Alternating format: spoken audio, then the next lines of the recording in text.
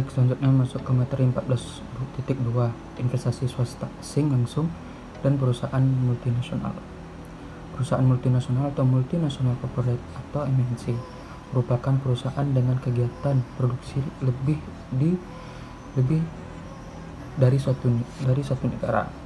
Perusahaan raksasa ini biasanya berpusat di Amerika Utara, Eropa, dan Jepang. Tetapi sejumlah MNC untuk sekarang ini beroperasi di daerah berpendapatan tinggi seperti Korea Selatan dan Taiwan.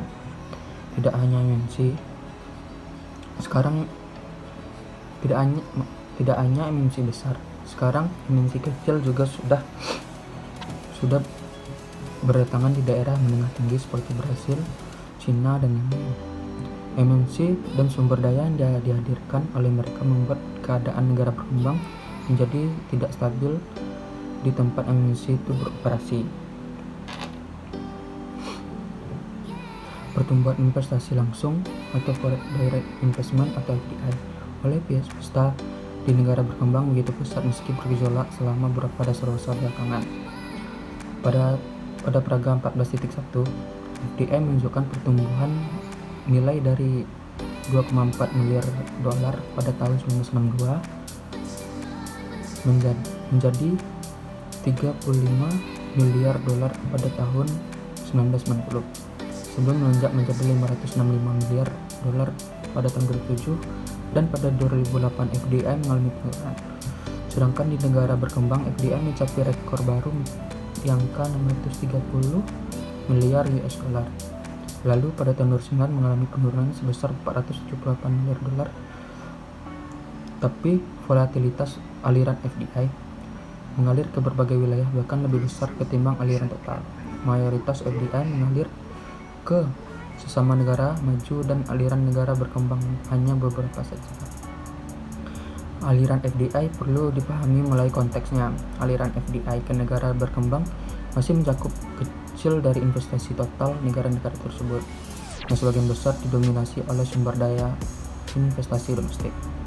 Dua karakteristik inti MNC, ukuran mereka yang besar dan fakta bahwa operasi kegiatan usaha global mereka cenderung dikendali oleh perusahaan induk, serta MNC merupakan pendorong utama besarnya perdagangan internasional. MNC sebenarnya telah menjadi pabrik global atau global factories. Pabrik global itu sendiri ialah fasilitas produksi dengan berbagai kegiatan usaha didistribusikan di antara sejumlah negara untuk mendapatkan keuntungan dari perbedaan harga yang ada. Di negara-negara berkembang menyebutkan bahwa benar atau salah perusahaan multinasional ini beroperasi akibat sokongan pemerintah dan memiliki sumber daya nasional dari negara-negara mereka yang digunakan sebagai sengketa. Akibatnya, negara berkembang dari negara kecil lainnya kewalahan dalam tawar-menawar dengan entitas yang memiliki kekuasaan seperti itu. Selanjutnya adalah investasi swasta asing, pro dan kontra bagi pemula. Pertentangan yang terjadi pada masalah ini bukanlah terletak pada pengaruh MNC terhadap GDP, investasi, tabungan, dan tingkat pertumbuhan ekonomi, melainkan mengenai makna fundamental pembangunan ekonomi dan sosial yang terkait dengan beragam kegiatan MNC. Argumen ekonomi tradisional yang mendukung investasi swasta asing, bentuk kesenjangan dalam tabungan, falas, dan pendapatan dan manajemen. Argumen yang mendukung investasi asing ini sebagian besar berasal dari analisis teori neoklasik tradisional dan teori pertumbuhan baru yang memusatkan pada berbagai determinan. Yang pertama, yaitu peran dalam mengisi kekosongan atau kesenjangan sumber daya antar investasi yang ditargetkan atau yang diinginkan dengan tabungan domestik yang dimobilisasi. Yang kedua, yaitu kontribusinya dalam mengisi kesenjangan antara kebutuhan falas yang ditargetkan dan yang diperoleh dari pendapatan ekspor neto ditambah dengan bantuan publik asing neto. Yang ketiga, yaitu kesenjangan antara penerima pajak pemerintah yang ditargetkan dan sejumlah pajak domestik yang dipungut. Yang keempat, itu terdapat jenis kesenjangan perbedaan dalam manajemen kewirausahaan, teknologi, dan keterampilan yang diasumsikan dapat diisi sebagai maupun seluruhnya oleh operasi lokal maupun perusahaan swasta asing. Lanjut ke argumen yang menentang investasi swasta asing, memperlebar kesenjangan. Dari sisi ekonomi ada 4 argumentasi pengisi kesenjangan yang pro investasi asing yang mana dapat dibantah oleh argumentasi berikut.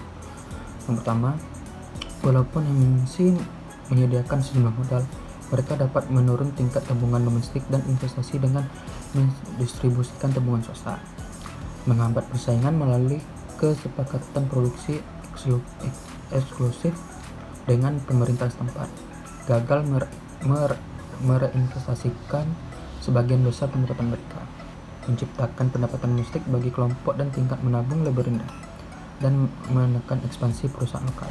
Yang kedua, walaupun dampak awal investasi MNC adalah untuk memperbaiki posisi pertukaran falas negara penerima, dampak jangka panjangnya mungkin malah menurunkan pendapatan falas atau setidaknya membuat peningkatan falas neto menjadi kecil. 3. Adanya praktik penetapan harga transfer.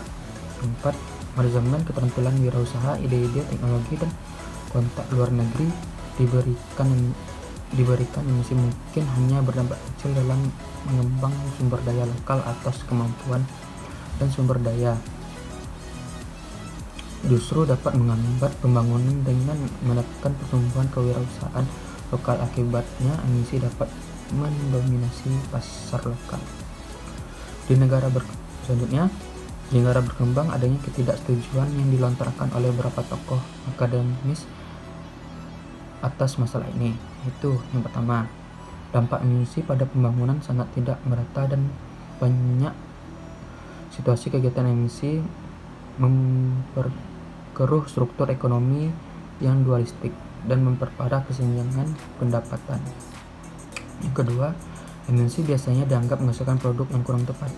Yang ketiga, adanya sumber daya lokal yang disalahgunakan akibat faktor nomor 2. Yang keempat, emisi dapat mempengaruhi pemerintah untuk tidak melakukan pembangunan. Yang kelima, emisi dapat merusak perekonomian negara tuan rumah dengan menghambat kewirausahaan lokal. Yang keenam, emisi dapat kendali atas aset lapangan kerja lokal. Selanjutnya itu menyelaraskan pro dan kontra.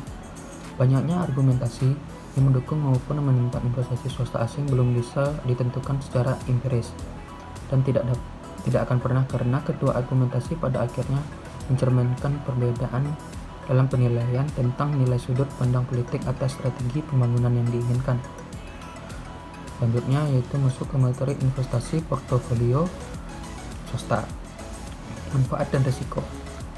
Aliran keuangan investasi portofolio swasta telah mengalami pasang surut yang dramatis selama beberapa dasar terakhir.